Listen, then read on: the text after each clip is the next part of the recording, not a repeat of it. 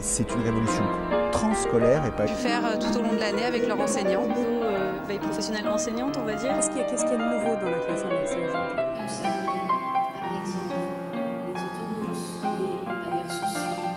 Bonjour Dominique Cardon. Bonjour. Tu viens d'intervenir donc dans l'atelier Big Data Objets Connectés du Forum de la gouvernance Internet et tu as tenu deux propos qui ont, je crois, un peu interpellé et intéressé la salle.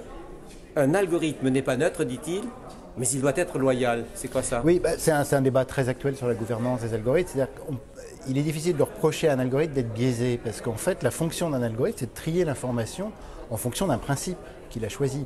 Donc, demander à un algorithme d'être neutre, ce serait lui demander finalement de ne pas faire de choix. Or, précisément, il fait des choix. Mais en revanche, un algorithme peut tromper parce qu'il est déloyal. C'est-à-dire qu'il promet à l'utilisateur qu'il remplit telle ou telle fonction, c'est-à-dire qu'il classe les informations par le plus populaire, par celui qui a été le plus réputé ou par celui qui a reçu les meilleures notes. Et puis, en réalité, parce que l'algorithme est secret, la plateforme peut très bien ajouter des éléments au calcul algorithmique qui ne soient pas celui qui est promis à l'utilisateur. Et donc la déloyauté, c'est tout simplement de ne pas faire ce que l'utilisateur croit qu'il fait. Alors ce qui est compliqué, c'est que l'utilisateur, souvent, il ne sait pas très bien ce qu'il fait, mais il imagine quand même quelque chose. Et moi, je pense que c'est essentiel dans une éducation aux algorithmes, c'est que les utilisateurs se mettent à se dire cet algorithme il fait ça pour moi et j'arrive à le représenter dans une phrase. Et cette phrase, ça doit être à peu près une compréhension de ce que devrait faire ou de ce que prétend faire l'algorithme. Et puis si Amazon est en train d'écluser des caisses de livres parce qu'il a un accord avec un éditeur mais que ça ne correspond pas du tout aux recommandations qui devraient être personnalisées en fonction de ceux qui ont aimé le même livre que moi, là l'algorithme est déloyal et ça il faut se donner des moyens de le vérifier. Que Google privilégie ses propres services, qu'on entend souvent, il y a beaucoup d'éléments dans lesquels on peut poser un soupçon, non pas de biais, mais de manque de loyauté des algorithmes vis-à-vis des utilisateurs. Alors on parle beaucoup de données ouvertes, d'open data.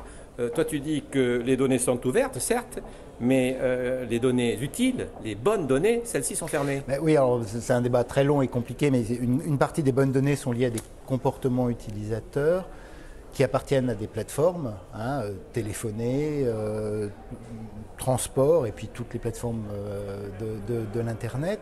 Et ces données, elles sont très utiles parce qu'elles permettent le réglage de la boucle d'apprentissage des algorithmes. Et on voit bien que dans les débats actuels, on veut bien partager des contenus, des bases de données, d'informations, etc. Qu'en revanche, évidemment, ces données-là, les grandes plateformes les gardent pour elles. Et évidemment, alors je le dis sans...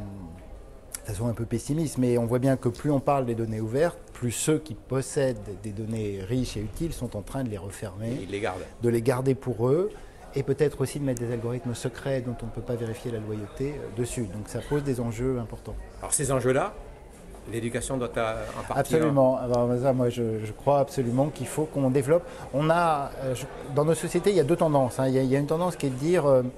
c'est trop compliqué, après tout, si c'est efficace et que ça marche, je ne veux pas comprendre. Laissons faire. Mais il y a une autre tendance, et qui, moi je crois est forte, et qui est évidemment celle qu'il faut encourager, c'est de dire c'est un monde complexe, c'est un monde aussi très riche, et aussi qui offre plein d'opportunités, il y a des risques, mais il y a aussi des opportunités formidables, mais simplement je veux le comprendre. Et là, le comprendre, ça veut dire le décoder, et ça veut dire de l'éducation. Merci beaucoup. Merci.